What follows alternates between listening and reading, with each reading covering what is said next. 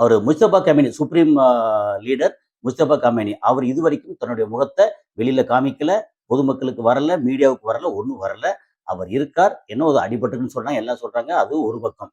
ஆனா, அவர்ட்டேருந்து வந்திருக்க தகவல் என்ன அப்படின்னு சொல்லியாச்சுன்னா, இது வந்து அ ஈரான்ல இருந்து 2ஆம் கட்ட பேச்சுவார்த்தைக்கு பாகிஸ்தான்ல இருக்கக்கூடிய இஸ்லாமாபாத்துக்கு அ ஈரான் டெலிகேட்ஸ் யார் யாரு பொதுவா போன முறை யாரு போனா?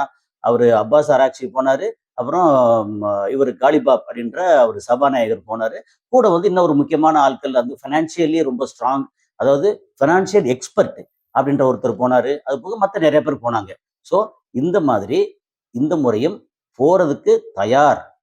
புரொவைடட் சில கண்டிஷன்ஸ். ஓகே. அது என்ன கண்டிஷன் அப்படின்னு சொல்லியாச்சுன்னா, நம்பர் 1 அமெரிக்கா அங்க கல்ஃப் ஆஃப் ஓமான்ல வந்து ஒரு 10, 15 போர் கப்பல நிறுத்தி பிளாக் பண்ணி வச்சு குறுக்கப்படுத்திருக்காங்க இல்லையா?